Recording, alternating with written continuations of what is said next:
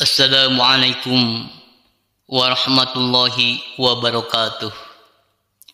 Allahu Akbar, Allahu Akbar, Allahu Akbar, Allahu Akbar, Allahu Akbar, Allahu Akbar, Allahu Akbar, Allahu Akbar, Allahu Akbar, walillahil hamd.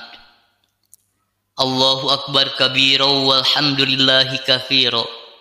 Wa subhanallahi bukratan wa asila. La ilaha illallah wahdah sadaqa wa'dah wa nasara 'abdah wa a'azza jundahu wa hazamal ahzaba wahdah. La ilaha illallah wa la na'budu illa iyyahu mukhlishina lahuddin walau karihal kafirun.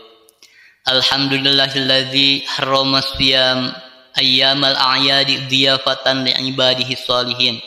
Asyhadu an la ilaha illallah wahdahu la syarikalah alladzi ja'alal jannata lil muttaqin wa asyhadu anna sayyidana wa maulana Muhammadan abduhu wa rasuluhu ad-da'i ila siratil mustaqim. Allahumma shalli wa sallim wa barik ala sayyidina Muhammadin wa ala alihi wa ashabihi wa man tabi'ahum bi ihsanin ila yaumiddin. Amma ba'du. Fa ya ayyuhal mu'minun usikum wa nafsi bitaqwallah faqad fazal muttaqun wattaqullaha haqqa tuqatih wa la tamutunna illa wa antum muslimun.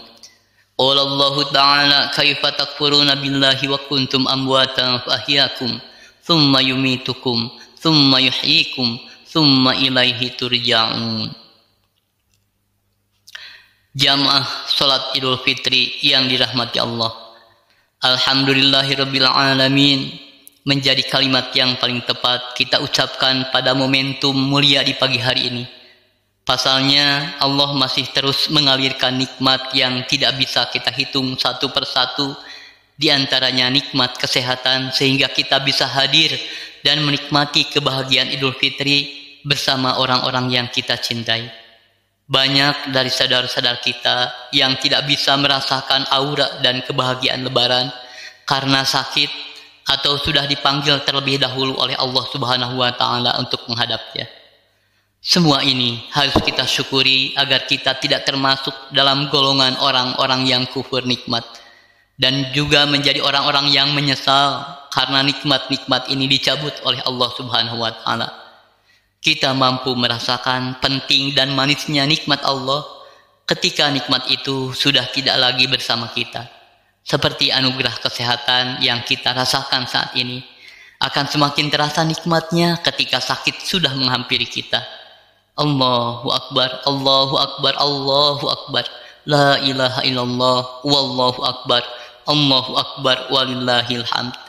Jamaah salat Idul Fitri yang dirahmati Allah, pada kesempatan kali ini mari kita juga terus menguatkan ketakwaan kita kepada Allah Subhanahu wa Ta'ala yang merupakan tujuan utama sekaligus buah dari perintah puasa di bulan Ramadan. Sebagaimana ditegaskan dalam ayat Al-Qur'an yang sangat masyhur tentang perintah puasa, yakni ya ayyuhalladzina amanu kutiba alaikumusyamu kama kutiba alal ladzina min qablikum la'allakum tattaqun. Wahai orang-orang yang beriman, diwajibkan atas kamu berpuasa sebagaimana diwajibkan atas orang-orang sebelum kamu agar kamu bertakwa. Al-Quran surat 2 surat Al-Baqarah ayat 183. Sehingga bisa dikatakan bahwa hari ini setelah kita melaksanakan ibadah puasa dengan iman dan kepasrahan diri kepada Allah, maka sikap-sikap ketakwaan sudah seharusnya bersemayam dalam diri kita. Sikap itu diantaranya adalah keteguhan hati untuk menjalankan segala perintah Allah dan menjauhi segala yang dilarangnya. Jamaah salat Idul Fitri yang dirahmati Allah, momentum Idul Fitri kali ini juga menjadi waktu yang tepat bagi kita untuk mengumandangkan takbir sebagai wujud mengagungkan Allah Subhanahu wa Ta'ala. Allah lah zat yang paling besar, tidak ada yang lebih besar darinya. Allah lah yang paling berhak atas segala apa yang terjadi di alam semesta, termasuk apapun yang terjadi pada diri kita. Kita adalah makhluknya yang lemah tiada daya, makhluk yang diciptakan dari tanah yang proses penciptaannya memberikan pelajaran mendalam bagi kesadaran untuk merenung tentang siapa kita, di mana kita, dan akan kemana kita. Allah berfirman dalam Al-Quran surat Al-Mu'minun ayat 12, "Walaqad khalaqnal insana min sulalatin min tin."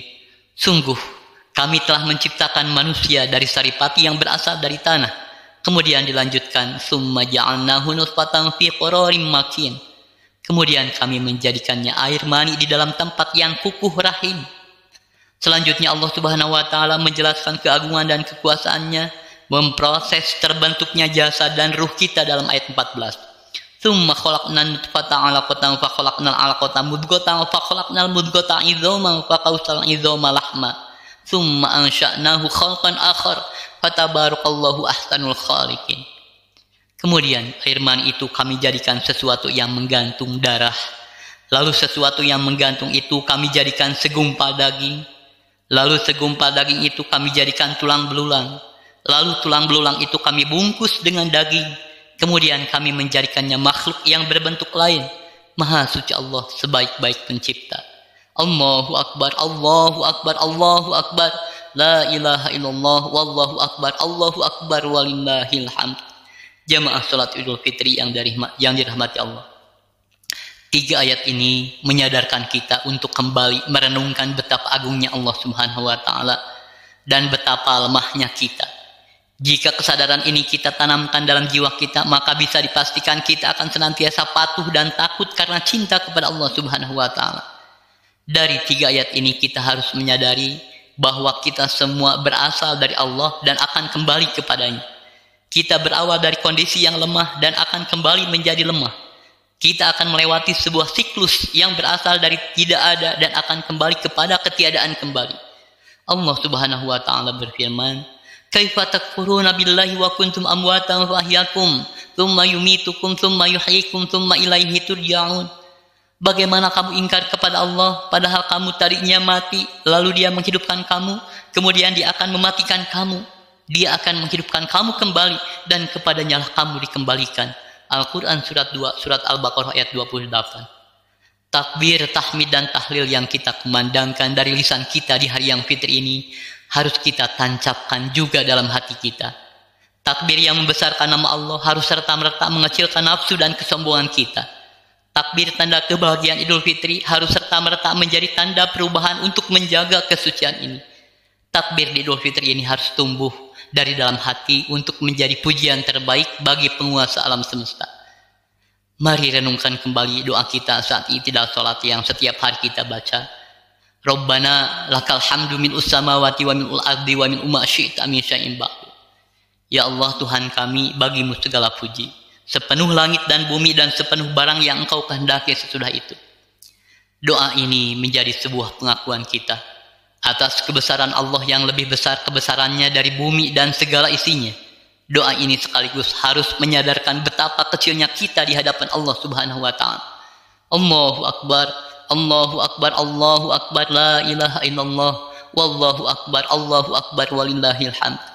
Karena itu jamaah salat Idul Fitri yang dirahmati Allah, mari jadikan Idul Fitri kali ini sebagai renungan suci akan kebesaran Allah Subhanahu wa taala sekaligus tekad untuk menjaga kesucian ini.